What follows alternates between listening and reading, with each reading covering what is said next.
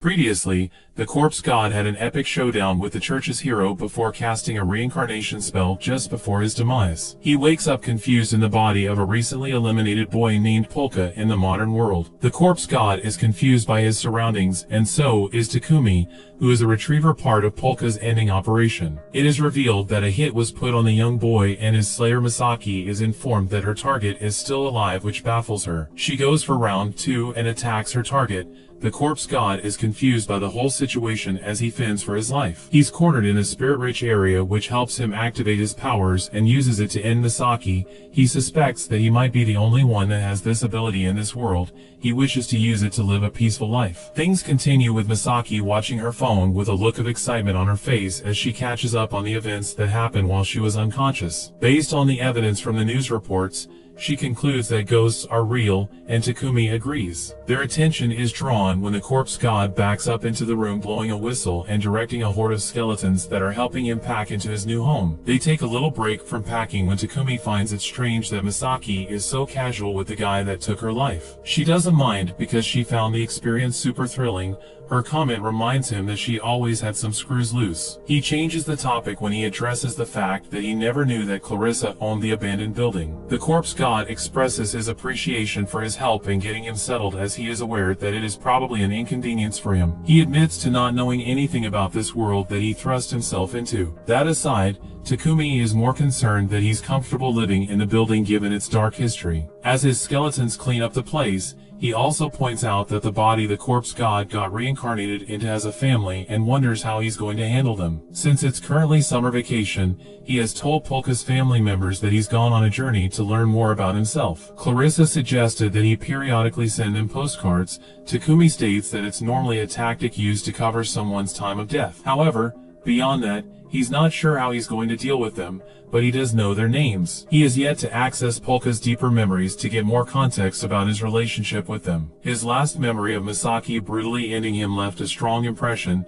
Takumi is still struggling to swallow this whole reincarnation from another world pill, even though the skeletons cleaning the place should be evident enough. The corpse god isn't 100% sure that this is another world because there are similarities. He points to the book that he's reading, which depicts whales that are also present in his world, but they are known as legendary beasts. However, all that matters to the corpse god is that the Geldwood religion doesn't exist in this new place. He explains to a confused Takumi that they considered him an abomination that needed to be destroyed. His form in the previous world was a colossal skeleton. Takumi remembers seeing it when he first activated his powers. Misaki finds it cool that he was known as the corpse god. He's just hopeful that finally, peace will be within his grasp. But his main objective at the moment is to track down whoever paid to have Polka killed. Both Takumi and Misaki don't know, and Clarissa has to keep it confidential to maintain her integrity in the business. All she could do was give him a floor in the building for him to use as a base and home. He will only force her to talk as a last resort, so for now, he is willing to investigate on his own. Clarissa also agreed not to accept any more contracts on his life. Takumi is surprised that he just believes her word like that. He informs the corpse god that she is not the only intermediary for assassins, but he acknowledges there aren't many people who can kill him anyway. However, he states that lemmings could potentially do some damage. This catches the corpse god's attention. Takumi just tells him to forget about it. All the while, Misaki takes one of the skeleton's arms and begins to play with it. Takumi tries to stir the pot by asking the corpse god if he's okay having Misaki around since she's the one who ended him. He makes the point that he's not the one who died, and also reveals that Polka told him to forgive her, and since it's his body, he's honoring his wishes. Takumi is surprised to hear that he spoke to Polka's spirit. The corpse god points to his broken drone, stating that Polka's spirit is in there. He asks permission from Takumi to use it till he finds a substitute for him to possess. The owner is more worried that he can swap people's souls in and out of vessels. The corpse god admits that human lives are like toys to him. Takumi uses his statement to confirm his biases, as he thinks that the newcomer is a bad guy. The corpse god is oblivious to the shade being thrown in his direction, as he's more worried about earning money and building his peaceful life. He asks if there are any jobs in this world they think he will be good at. Perhaps if it was 2020, he could have bought some NFTs and altcoins with the potential of a 1 billion X return on his investment. investments. Misaki suggests that he should take up the role of an assassin, or perhaps he can forcibly take people's possessions, but he doesn't feel that suits him. Their discussion is interrupted when Takumi spots someone at the building's entrance. He makes the right assumption that the person is here for Misaki. The corpse god and Misaki make their way outside where the gentleman pleads for her help because he feels like another gang's hitmen are going to attack him. She's reluctant at first as she is currently in the middle of another job, but the corpse god agrees to take the work as he crouches down. The other two look at him bewildered since he's on board. Misaki decides to officially take the job. That night the gangster leads them to the supposed hideout of his attackers. He adds that those men work for the guy who offed Misaki's parents. With that extra incentive, she proceeds near the building. Just as she surveys the place, she is ambushed, but the crazy assassin easily deals with them. As Misaki insults them for being weak, she is shot in the back by the one who contracted her. The guy reveals that he too worked for her parents' slayer. So they organize this to avenge their boss. The corpse god activates his evil eye as he tells them that Misaki is a zombie now, so she will not die from a few gunshot wounds. She begins to maul through her attackers as the prey becomes the predator. All the while, Takumi communicates with the corpse god wanting to know if he knew that this whole thing was a trap. The corpse god reveals that he merely accepted the request of the children whose spirits haunt the gangsters. He summons his giant skeleton hands, which scoops up the gangsters and crush them into a ball along with some debris. The corpse god addresses the spirits, assuring them that he will not let them harm any more people, including their parents. They move on to the next world happy. He doesn't require payment for the job because it also had a sentimental value to him. They head back and Misaki is impressed that the bullet holes have already closed. The corpse god looks away as she checks. Takumi is interested to know why he listened to the children's spirits because he thought that the newcomer doesn't value human life. The corpse god expands on his earlier statement, explaining that although human life is like toys to him, he takes good care of them. This hits Takumi hard as he finally understands that the biggest difference is in how they see toys and not life. He thinks back to some of his previous statements and his line of work, and starts to think that maybe they are the bad guys. Takumi later calls Clarissa to give her information on the corpse god. After his interaction with him, he confronts her about her promise to cancel the hit on Polka, but she assures him that she's keeping her word on this one. Meanwhile, the gangsters head over to their armory so that they can launch a full-scale retaliation, but to their surprise, it has been ransacked. One of them gets attacked as his struggles can be heard, informing his colleague that they're being attacked by lemmings. He can't believe that he's hearing it, as it is only a fairy tale in his mind. It comes to reality when a bandaged hand snatches him from behind. Back at the base, the corpse god reads a comic and he is surprised that vampires don't exist in this world.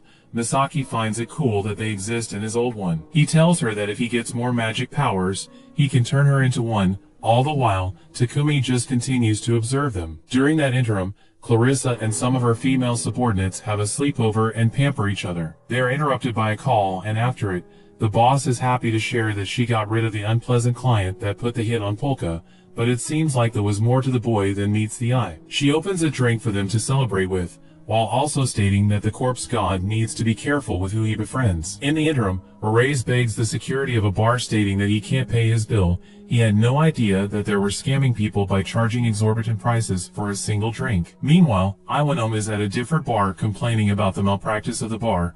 The bartender points out an infamous one in the next building, and he has a feeling that is where Reyes is. He perks up and changes the topic to Clarissa as he wants to know if she's around, but he is a bit down when they tell him that she's on the midnight shift. He attributes it to the mayhem going on around her recently. The bartender tries to act oblivious, but Iwanom reveals that his co-workers have been talking about people seeing skeletons. He decides to get a little cheeky, so the security pounces on him for his cheekiness. Back with the trio, the corpse god explains further the abilities that Misaki has now gained.